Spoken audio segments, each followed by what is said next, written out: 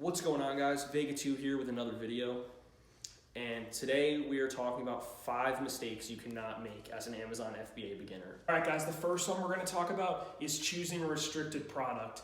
This is a huge issue because it's going to cause you time and it's going to cost you a lot of money to try and get into whatever you're trying to get into. An example of a restricted product is a lockpick set. If you do a lot of product research on Amazon, you'll see this one a lot, and it looks like a fantastic product. But if you do what we did in our last video where I showed you guys how to chat Amazon seller support and you can check if the item's gated or not, you know that you cannot sell this product on Amazon. I don't know why it's like that, but it just is. There's a lot of products that are like that, and it's pretty frustrating. So guys, the second thing we're going to talk about is asking other people to give you a product, okay? This is really just about product research, and it's cheating if you do this.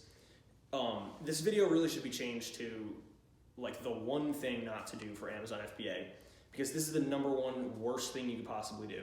Okay, the other person is going to have a competitive edge over you if you do this, and they're going to be getting better sales. They're going to have an advantage. It's just not something to do. And you know, guys, it's kind of like the law of attraction, where the effort you put out into the universe is just like translated back and out as results. We've seen a lot of people in the group that we're in for Tanner who have been doing this, and people will take advantage of you if you ask them for a product. I've seen multiple people who have done this who have maybe a month or two down the line said it was a bad product and they're out a few $1,000s. Guys, it is not worth it to have to go through that hassle and have to worry about that on top of everything else in Amazon FBA. So just do the product research yourself. I promise you will find something. We're going to have future videos walking you guys through exactly how to do that and our best methods for product research, because it does not take that long and you can find a great product. So guys, the third thing we're going to talk about is choosing the wrong manufacturer. This is an extremely important step, and a lot of people can get scammed on Alibaba's website. And basically the ways you can avoid this is make sure when you're on the website, you check the box for trade assurance and gold supplier when you're looking for a manufacturer. This means that usually, it's a trusted supplier. A lot of the products have been checked and inspected, so the quality is usually good. For trade assurance, there's 2 options. There's pre-shipment coverage and post-shipment coverage. You want post-shipment coverage because that means that you're protected and you can get your money back from Alibaba after they already ship the items to you and they arrive at the Amazon warehouse or wherever you're sending them.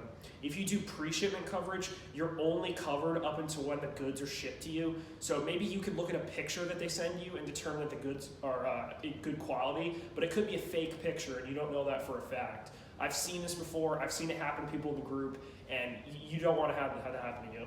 So guys, 2 things you need to make sure you do so you have protection on Alibaba is 1, make sure you always pay the first 30% with PayPal. Okay, PayPal has a system where you can get your money back if you get scammed.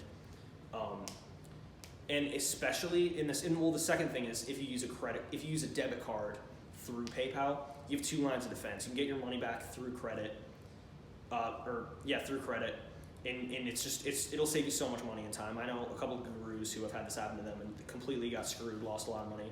Make sure you use PayPal and a credit card. Yeah, that just gives you multiple lines of defense if something goes wrong, because you have multiple ways you can get a refund, either through the website or through your bank because of the credit card, like you said. The next one we're going to talk about is going too big with the first order. This is a pretty tempting thing you could do because you think your product is just going to instantly sell and you're instantly going to make a lot of money with it. And that could happen to you. That's true. We don't know that though. Your product could also struggle, and it could also take a long time for your product to sell out. It's pretty common for people to see maybe their first or second product's a failure, and they just have to move on and keep going with it. So do a small test order of maybe 150 to 200 units, obviously depending on the price of your product. So if it was like a $15 to $20 product, I'd do that. If it was a more expensive product, you do less units, obviously. Do a little test and see how well it goes. Turn your PPC on, get all of that running, get it updated. And if it sells out well, then okay, sweet, go order more, and you can do a bigger order. But if it doesn't do as well and it takes a long time to sell out, then you're more protected with your monetary investment. You're not going to have to worry about inventory sitting in an Amazon warehouse, which they do charge you for if it's in there for too long. So I definitely say another huge thing is don't go too big with the first order. Yeah, guys, I always say order 200 to 500 units. 100 is not enough. 200 is usually good, but depending on how cheap it is or expensive, you're going to want to do 200 to 500. Like no more, no less for your first order. Because this just will save you a lot of money and time in the long run. So guys, the last mistake you should not make is don't cheap out on your packaging or on your pictures. You know, to set your listing apart and differentiate, you're really going to want to have good packaging and good pictures, because that is really the thing that's going to just push the people over the edge to buy your product and to give you that sale. And so how you're going to do this is you're going to go on Fiverr.com. It's basically a website where people will do anything for $5. And there's actually people on this website that specialize in making Amazon packaging and Amazon pictures. And these people are usually professionals, and for about $5 you can get your pictures.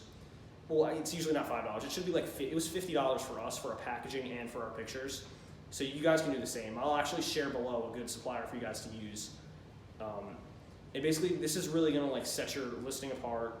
It's gonna get you the right pictures, and feel free to leave them a tip, like a $100 tip sometimes, because these people really work hard. They're not all from America, but they do really great work, and they're really just gonna set the buyers over the edge and just give you those extra sales. And this is really what will differentiate you from your competition. And I always say the number one thing is differentiation. If you have the best looking listing, people are gonna pay for your thing. And if you have Prime through FBA, 9 out of 10 times they're gonna buy your product over other products. Yeah, don't be afraid to actually spend some money on this, guys. I know it's really tempting to cheap out and not want to spend the money, since it's like, oh, I'm trying to save as much as I can for the actual product itself. But like he just said, that differentiation of you having a better description, better pictures, and just a better thing overall is really what's going to differentiate someone when they go on Amazon.